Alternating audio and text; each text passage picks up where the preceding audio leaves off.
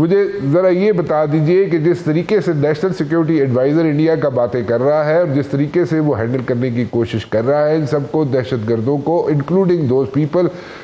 جو وہاں پہ دہشت گردی پھیلا رہے ہیں افغانستان میں بیٹھ کے اس افغان سرزمین پر، ان کو ہم کیسے لیں اور انڈیا کو ہم کیسے کریں؟ کیونکہ بہار کے الیکشن اراؤنڈ دا کارنر اور انڈیا جو ہے کوئی نہ کوئی پراکسی وار کی صورت میں پرابلمز کریٹ کر سکتا ہے. ہم اس کو ہینڈل کرنے کی پوری کوشش کریں گے، پوری ٹکا کے جواب دیں گے. But then again we are neighbours and we want to live as good neighbours with India and Afghanistan also. What is the way forward ambassador صاحب؟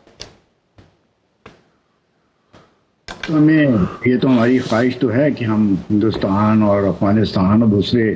جو ہمارے ہمسائے ممالک ہیں ان سے دوستانہ تعلقات رکھیں، لیکن دوستانہ تعلقات ون وے ٹریفک سے نہیں ہوتے. جی ہمیں یہ سمجھنا چاہیے کہ ہندوستان کے لانگ ٹرم اسٹریٹجک گول اس ریجن میں کیا ہیں، اور وہ دو فنڈامنٹل چیزیں ہیں جن کو ہمیں مد نظر رکھنا چاہیے ان کو اسیس کرنے کے لیے، ان کی ویوز کو، ان کی پالیسیز کو. ایک تو یہ ہے کہ India has hegemonic designs in South Asia,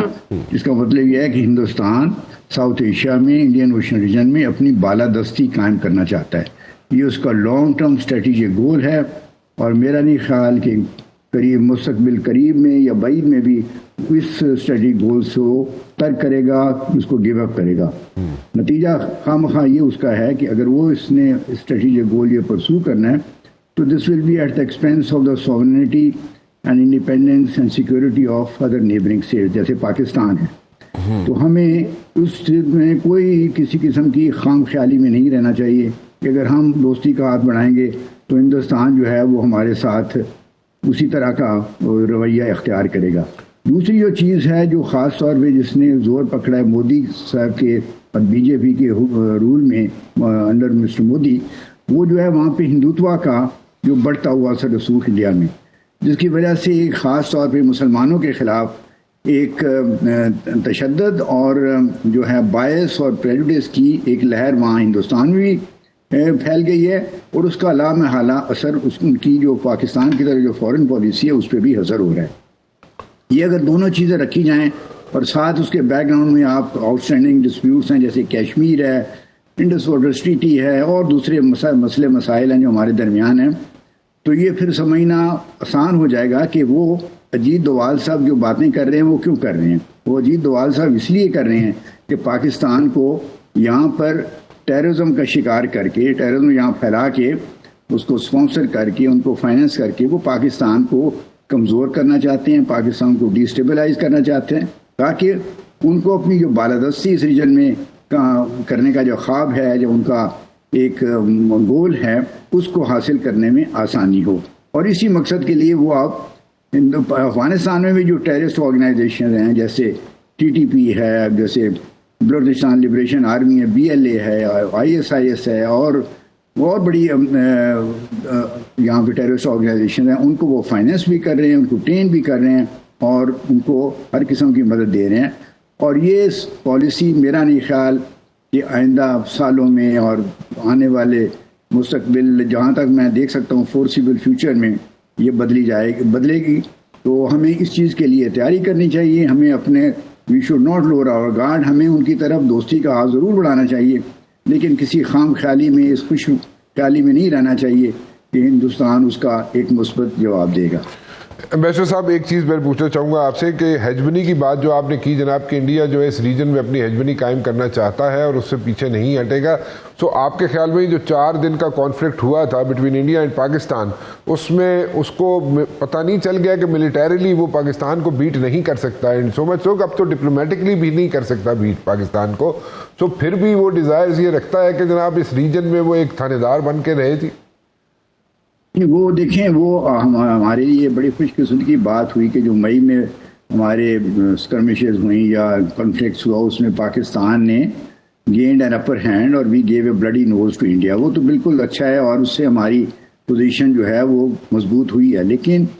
ہمیں یہ بھی یاد رکھنا چاہیے کہ ممالک کے درمیان جب کمپٹیشن ہوتا ہے، لانگ ٹرم کمپٹیشن، تو ملٹری پاور کے ساتھ ساتھ ایک بہت امپورٹنٹ چیز ہے وہ آپ کی اکنامک اینڈ ٹیکنالوجیکل پاور ہے کہ اس میں آپ کتنا مضبوط ہیں. بدقسمتی کی بات یہ ہے اس وقت کہ ہندوستان جو ہے وہ اس کی 6-7% گروتھ ریٹ ہے ان کی GDP کا، اور ہمارا جو ہے پچھلے چند سالوں میں ہم 2-3% کے قریب رہ رہے ہیں. نتیجہ یہ ہے کہ وہ ایک تو ان کی اکانومی ویسے ہی ہم سے 5-6 گنا بڑی ہے سائز میں، اس کے علاوہ وہ ہائر سپیڈ پہ گرو بھی کر رہی ہے. اس لیے ان کے اور ہمارے درمیان جو اکنامک اینڈ ٹیکنالوجیکل فاصلہ ہے وہ بڑھتا جا رہا ہے ان کی فیور میں،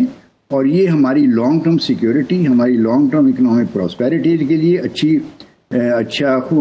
یعنی انڈیکیٹر نہیں ہے. اور ہمیں اس لیے ہماری جو کوشش یہ ہونی چاہیے کہ اپنے سیکیورٹی ڈیٹرنٹ کو مینٹین کرنے کے ساتھ ساتھ ہماری جو توجہ اور فوکس ہماری لیڈرشپ کی، ہمارے پالیسی میکرز کی ہونی چاہیے کہ پاکستان کو کس طرح زیادہ سے زیادہ تیز جو ہے ترقی اکنامک اور ٹیکنالوجیکل فیلڈز میں ہم ترقی کر سکتے ہیں. اگر وہ خدا نہ خواستہ وہ ہماری وہ کمزوری قائم رہی تو پھر ان دا لانگ رن پاکستان کو ایک مشکل وقت دیکھنا پڑ سکتا ہے. اب میں آپ کو ایک مثال دیتا ہوں. سوویت یونین کے پاس نیوکلیر ویپنز کی امریکہ کے مقابلے میں کچھ کمی نہیں تھی، لیکن آخر میں سوویت یونین کی ڈس انٹیگریشن ہوئی تو اس کی سب سے بڑی وجہ یہ تھی کہ اکنامک اور ٹیکنالوجیکل فیلڈ میں وہ یو ایس اور ویسٹرن ورلڈ سے بہت پیچھے رہ گئے. اب چائنا کا جو اس وقت بہت آگے نکل رہا ہے تو اس کی وجہ یہ ہے کہ انہوں نے پچھلے 30-40 سال میں انہوں نے اکنامک میریکل اچیو کیا ہے، وچ از کہ انہوں نے 30 ایئرز میں from 1980 till 2010 they grow at the rate of 10% per annum. ان کی جی ڈی پی کی رفتار بڑھنے کی 10% بڑھی ہے، اور اس کی وجہ سے وہ second biggest economy in the world ہیں. اور یہ ایک اکنامک میریکل ہے کہ آج تک اکنامک ہسٹری میں، ہیومن ہسٹری میں اس رفتار پہ کسی ملک نے ترقی نہیں کی. ہمیں کوشش کرنی چاہیے کہ ہم اپنے we should put our own house in order. ہم اچھی اکنامک پالیسیز کو اختیار کریں،